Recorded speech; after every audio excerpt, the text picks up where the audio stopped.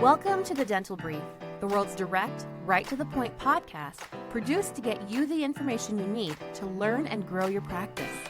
To learn more about our guests and find links to information discussed on our show, visit our website, dentalbrief.com. On to today's episode. Hello, everyone. Welcome to another episode of the Dental Brief. I have back on the program with us today Mr. Sean Crabtree of the Crabtree Group. Sean, Patrick, how are you? Thank you for having me back, my friend. Hey, Sean, I'm fantastic. I know you're always doing well, always high energy, great spirit. Let's jump right into today's episode. Sean, I know what you want to talk about today, right? I know this. I know this is something that you're very passionate about. It's very close to my heart. Yeah, so it is, and it is mine too. So, and I think it is going to be for anyone who listens to this episode as well, and anyone that they share it with. Sean, problem a lot of practices have handling that new patient, right? That inquiry. They've done all of the work, they've paid the money, they've done whatever it requires to bring someone in the door or to get them to call, and then things don't go so well from there. So, talk about this problem a little bit. Tell me what you see. So I call it the conversion of the intake call. The intake call being that first touch, right? The new patient, however they reach out to you, whether that's a virtual or a phone call or, whatever it is, learning how to properly qualify that patient to have them convert to actually show up is one of, as you and I were talking earlier, I think it's one of the largest opportunities in this industry, and I think it's one of the least focused on. And the way I tell my clients all the time is this. If you're paying dollars to a marketing company, then you are paying them for one thing. And that one thing is you're paying them to have somebody reach out to you in whatever way. Essentially, you're paying them to have the phone ring, make the phone ring. What happens from the time the phone rings, and everything after that is really up to what's going on in the practice. And doctors and teams have to realize that, again, if the phone is ringing, then the marketing company is doing their job. What happens next is really, really up to us. Take it. Let's just keep going, Sean. What is up? Here's what I want you to do. I want you to talk about the don'ts. Let's start there, right? Let's start on the negative side.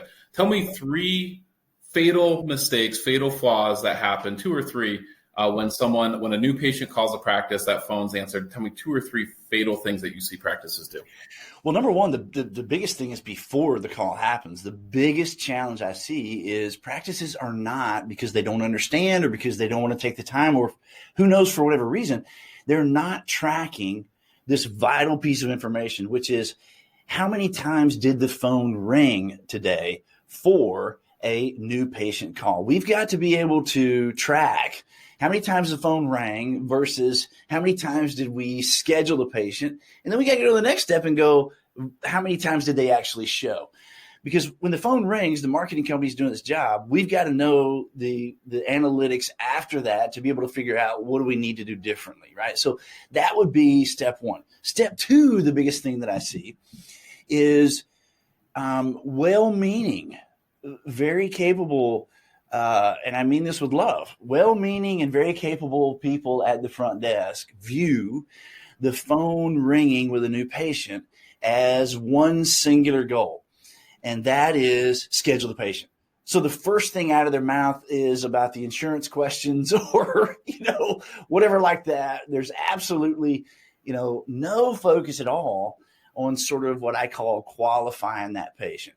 So what happens is inevitably, because that focus is not there, there's no relationship made. The patient either does or does not schedule, but whether or not they show that's not even part of the mix, right? It doesn't even come into play. Does that make sense? Do you follow what I'm saying? Absolutely. Yeah. Yep. Yes. Okay. And then I think the third biggest thing is I have to realize that if I'm, answering the phone in the practice, as we said a moment ago, my number one goal is not to get the patient scheduled. My number one goal is to properly qualify and then get the patient scheduled. So what does that mean, properly qualify? It means asking the patient questions and having them when they schedule, A, they have a sense of urgency about why they're coming in. B, they're coming in under the right realization. So without getting into the weeds too much, here's what I mean by that. Most of the time, patients who show up are, if they're a new patient, they're coming in under the wrong realization. I haven't been to the dentist in 15 years. I probably just need a cleaning. I've got insurance. It covers everything, right? And so the patient is scheduled. They walk in the door. They got $8,000 worth of work. They are totally not prepared for that because the questions weren't asked on the front end to bring the patient to that realization. I don't know if what I'm saying makes sense, but this is a challenge, like most challenges in the dental office. It's not dental specific. These challenges are everywhere.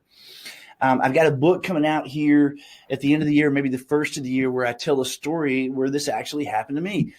I have a car that I just drive to the airport because I travel a ridiculous number of days with clients all over, North America.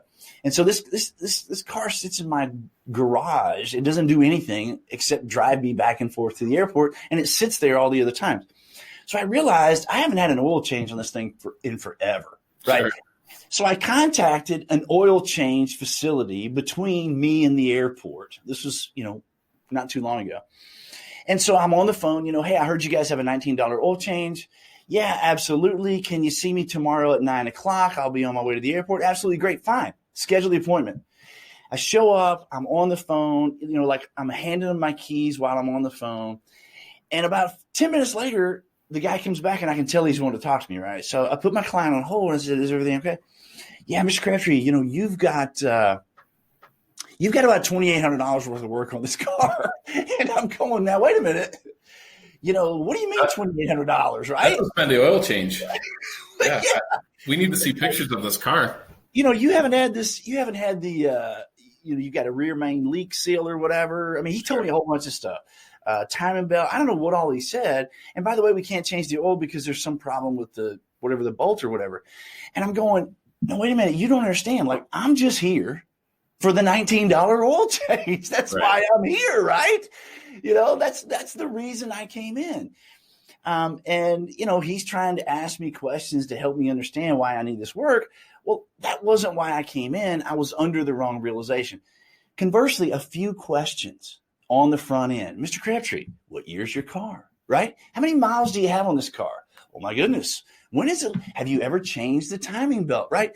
A few questions like this would help bring me to the right realization so that when I come in the door, I'm not looking for a $19 oil change. I'm also concerned about, do I have these other things, right? Your patients are in exactly the same, situation. So a few questions on the front end. And again, that goes back to, the right mindset. My goal is not to schedule the patient. My goal is to properly qualify by asking these questions, and then secondarily to schedule the patient. I'll say this too. One of the big reasons that a lot of the patients don't convert, and by convert I mean you've paid a marketing company, the phone rings, but we don't actually get to see the patient. One of the big reasons that happens is because the patient has one thing on their mind. If it's a general dental patient, you already know this. They have one thing on their mind. Do you take my insurance? What do you charge for a crown? When can I get in for a clean? Whatever the thing is, that's the one thing on their mind. Just like my $19 oil change.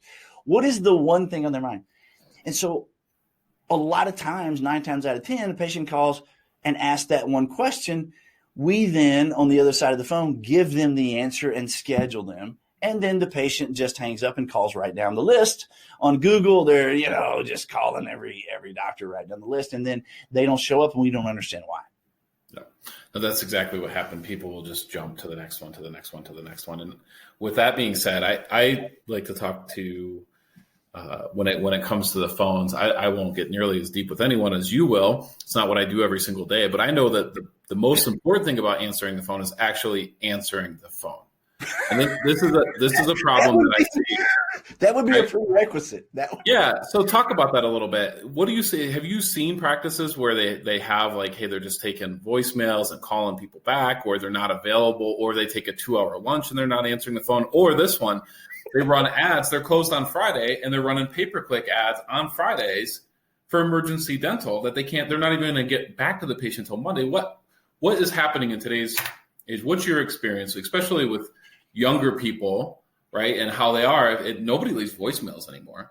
There's nobody does. I just get these little notifications that so and so called, and I call them back. That's how it works nowadays. Talk about that a little bit. What can practices do to incentivize their team to answer that phone?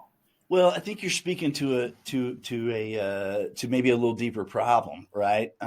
Because I think the real challenge of this problem feeds over into other areas of the practice. My experience is that when that's going on in a practice, we're not viewing ourselves in the proper light. I mean, at the end of the day, a dental practice is a dental business, and we've got to understand that our patients are our customers, and there is such a thing as customer service. And if you are not sending the right message out into the marketplace, i.e., if you're not answering the phone, then you are not, communicating to the marketplace that you are ready, willing, able, and eager to help them out. And I think that's the challenge. So step one, if that is one of the issues, dive in and start having, maybe as the doctor, you need to sort of dive in and look at your own mindset when it comes to your practice. I mean, it is a dental business, and help your team see that it is a dental business, and a ringing phone is number one priority, right? I mean, it is that ringing phone is an opportunity. Sean, here's an opinion I have about something, and you can tell me problems with this or you agree, but if you're in a busy practice, and you have, it doesn't matter the amount of dentists, but each dentist is very busy and the entire team is very busy. Every new patient, usually in a busy practice that's grossing very well, means a higher profit margin to the dentist, right? All the fixed costs have been taken care of at that point. So the dentist is incentivized to bring on new patients, quality patients, because the net profits are higher. That makes sense. But for the rest of the team, if you're already busy and you're already dealing with all of the other tasks that have to happen to run a successful dental practice, is actually they're desensitized. There's no incentive, in my opinion, for that team member, because it just means more work for them. It usually doesn't mean more money. It doesn't mean more time off. It doesn't mean an earlier retirement. It just means busier work. So how can that change a little bit? How can a dentist kind of work with their team to kind of change that, where they're excited, they want to bring in new patients? What are some things they can do? I think it's a big opportunity in the industry. It's a subject matter that I dedicated an entire chapter to in my upcoming book, and that is just what you're talking about: how to incentivize your team members so that they are taking what I call ownership at a higher level. You want your team members not to view themselves as employees, but to view themselves as partners in your business, and have them give them the availability to, be incentivized in terms of a bonus system. Now, if you're hearing this and you're going, oh my gosh, he's talking about a bonus system. We've tried that and it didn't work. I understand that. There's a lot of goofy bonus systems out there. And the reason they don't work is because they're not rooted in any sort of business acumen. A great bonus system is not something that can be achieved by ordinary means, and it needs to be rooted in profitability, not in production. It needs to be rooted in profitability. So the doctor is incentivized now to write as big a bonus check as possible, because that means a ton of profitability in net income for the doctor. Sean, it's great advice. By the way, I would just say this too. Yeah. Money alone is not going to motivate anybody long term. It is a great start to get our attention, right? Yep. And from there, it's what are we communicating? What are we prioritizing? Back to a moment ago, what are we giving the highest priority? Is it that this is a practice, or is it that at the end of the day, this is a dental business and you guys are my partners in this thing? So, Sean, you mentioned there's in your book coming out, and your book will be out, I understand, a little bit later than this episode probably airs, or around the same time. They'll be able to find this book on your website, right? The CrabtreeGroup.com. TheCrabtreeGroup.com, as well as, being able to connect with us across all of our social media platforms. You can find that right on the CrabtreeGroup.com. Sean, anything else you want to add? I know this is a subject that you could spend literally days, weeks talking about and working with dentists and their team members. Anything else you want to leave here with us? I would just say what I said a moment ago. The opportunity is endless. And with regard to this subject matter, understand that a ringing phone is your largest opportunity, and understand that you are in business. Help your team members see that and treat them like partners, and it will affect you in ways that you never dreamed possible, even beyond what we're talking about with converting new patients. That's great advice. Sean, thanks so much for coming on. Patrick, it's always a pleasure, my friend. Look forward to seeing you. Yep. Crabtree Group, thecrabtreegroup.com. Please check out the website. We'll have links to the book on the dental brief as well. Sean, can't wait to have you back. Thank you, my friend. Thank you for joining us on today's episode. Did you know you can weigh in on today's topic on Facebook? Search the Dental Brief on Facebook or visit our website, dentalbrief.com, and just follow the link. We look forward to having you join us again on another episode of the Dental Brief.